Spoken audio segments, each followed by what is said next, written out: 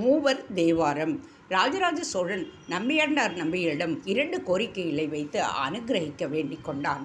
தேவாரம் முழுவதும் எங்கே கிடைக்கும் என்று தெரிவிக்கவும், சுந்தரர் தொகுத்த திருத்தொண்டர் தொகையில் உள்ள 63 நாயன்மார்களின் திவ்ய சரிதங்களையும் பிள்ளையார் வெளியிட்டால் லோக மக்களுக்கு ரொம்பவும் அனுகிரகமாக இருக்கும் என்றார்.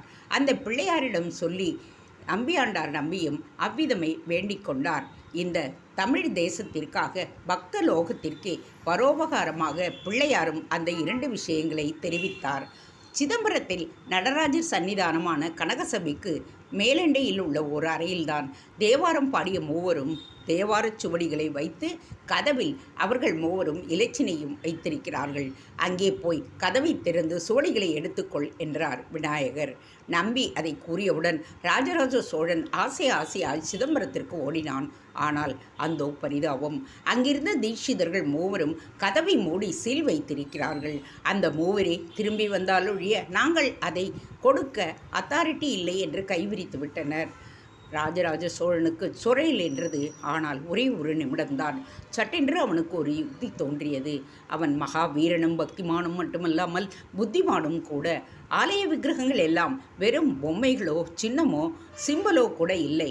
அவையெல்லாம் பிராண பிரதிஷ்டை ஆனவை என்பதால் பிராணன் உள்ள உயிருள்ள மூர்த்திகள்தான் என்பது ஆஸ்திக கொள்கை. அவற்றை அச்சாவதாரம் என்று சொல்வதுண்டு. இதை வைத்தே சோழன் ஒரு யுக்தி செய்தான். மூவர் விக்கிரகங்களுக்கும் விமர்சையாக புறப்பாடு செய்வித்து கனகசபையின் மேலண்டையில் இருந்த அறையின் வாசலில் கொண்டு வந்து நிறுத்தினான். தீட்சிதர்களிடம் முத்திரை வைத்தவர்களே வந்துவிட்டார்கள், கதவை திறக்க வேண்டும் என்று கேட்டுக்கொண்டான். அவனது பக்தியும் தேவார சொத்தை இந்த தமிழ் தேசத்துக்கு மீட்டு தருவதில் அவனுக்கிருந்த ஆர்வமும் தீட்சிதர்களின் மனதை உருக்க அவர்கள் கதவை திறந்தனர். ஆனால் பரிதாபம், உள்ளே போய் பார்த்தால் சுவடிகள் எல்லாம் செல்லரித்து மூடி கிடந்தது. மூவர் பாடிய மொத்தம் 1,00,000 பதிகங்களில் 800க்கும் குறைவானவைதான் அறிபடாமல் மித்து இருந்தன. எல்லோரும் சோகமாக இருக்கும் பொழுது அசரீரி ஒலித்தது. வரப்போகும் காலங்களில் பிறக்கப் போகின்றவர்கள் எல்லாம் அவசர யுகத்தைச் சேர்ந்தவர்கள். ஆத்ம சம்பந்தமான விஷயத்தில் 1,00,000 பதிகங்கள் என்றால் யாரும் கிட்டே கூட போக மாட்டார்கள். அது மட்டுமின்றி எஞ்சியுள்ள 796 பதிகங்களை ஒரு ஜீவனை கடைத்தேற்ற போதுமானவை என்று சொல்லிற்று. அவற்றை நம்பியாண்டார் நம்பியை விட்டே தொகுத்து கொடுக்கும்படி வேண்டிக் கொண்டான் ராஜராஜ சோழன். தேங்க்ஸ் ஃபார் வாட்சிங். Please subscribe.